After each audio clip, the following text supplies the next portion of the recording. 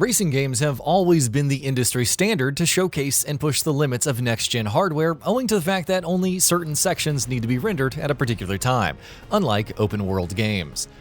Recently, though, there has been a trend of open-world racing games trying to blend the traditional and the new. But DriveClub was the one game that stuck to the traditional arcade racing style and showcased the beauty that was capable on PS4 hardware. Released back in 2014, after multiple delays, DriveClub was unfortunately the victim of a terrible launch, with server issues and public disinterest due to competing titles. As it stands, DriveClub's online servers have officially been shut down in March of 2020, and the studio behind it, Evolution, dissolved. Looking back at the game, though, it is undoubtedly one of the best-looking racing games of the 8th gen of consoles. A quick note before we move forward, please consider subscribing and enable all notifications by clicking the bell icon to get new video updates. And while you're at it, please click like if you enjoyed this video. It really helps us out. With that out of the way, let's begin. Engine overview. A lot of this had to do with the way the developers approached the engine, aptly named DriveClub Engine. This engine was built specifically with the game in mind and was hoped to sustain games throughout the PS4 lifecycle, though unfortunately the studio was of course shut down eventually. The engine was built around making everything as dynamic as possible, with minimal baked effects involved. The incredible dynamic weather and time of day effects were courtesy of fully volumetric cloud systems and a mixture of rendering systems, featuring deferred rendering, tile-based rendering, and forward rendering being utilized simultaneously to create this physically based rendering pipeline. Each surface could be meticulously given reflectivity and gloss properties in real time, allowing for some incredible material-based reflections. Particles were rendered in real time as well, allowing for the best-looking rain and snow effects seen in a video game to date, with individual droplets reflecting lights, reacting to the dynamic environmental wind systems, and even streaking across the windshield based on the momentum of the vehicle. Roads would accumulate puddles dynamically based on the amount of rain and temperature, while surfaces as far as the mountaintops to the asphalt would reflect light based on the levels of wetness, made possible due to the physically based rendering pipeline.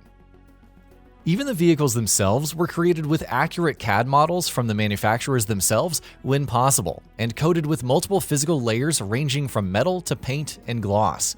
Collisions would then be calculated based on the impact angles, and each layer would be deformed in real time as needed, from simple paint chips to bent metal, which would then reflect light and react to water independently.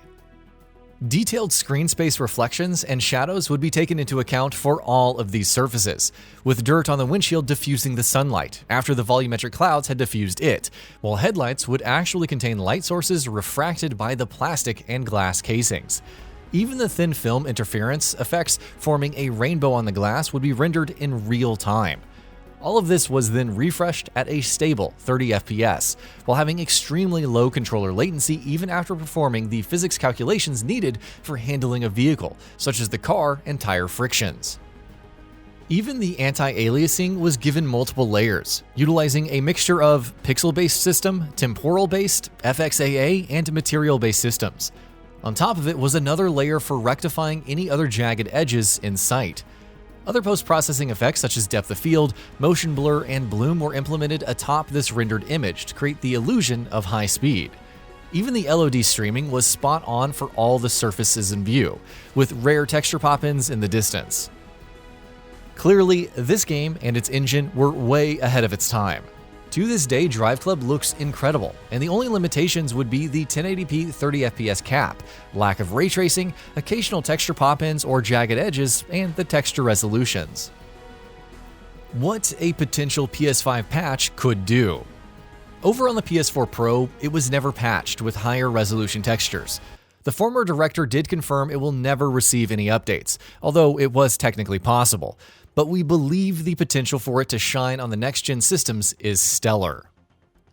With the PS5 sporting an SSD, higher resolution textures could be loaded in at incredible speeds, eliminating any pop-ups seen in the field of view.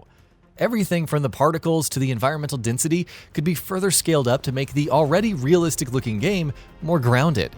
The additional VRAM overhead could be utilized to further add post-processing effects to remove the very rare aliasing present on surfaces or the lack of details and textures further than a few meters from the camera.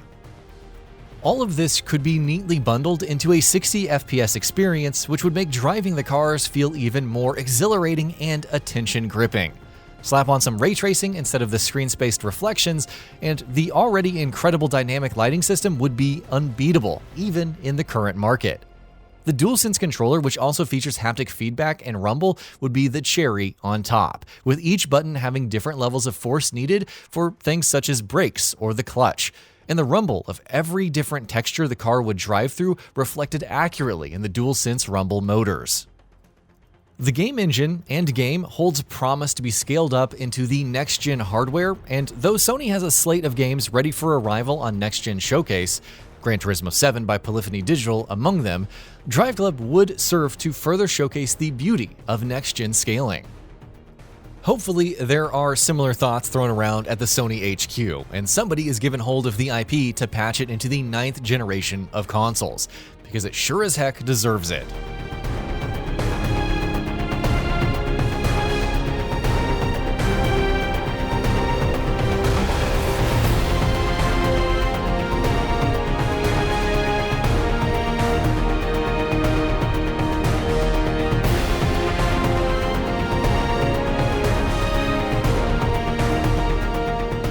And that about does it for this video. If you enjoyed what you watched and want to see more from Gaming Bolt, you can always hit that subscribe button and turn on the bell icon next to it. That way you will never miss any of our videos.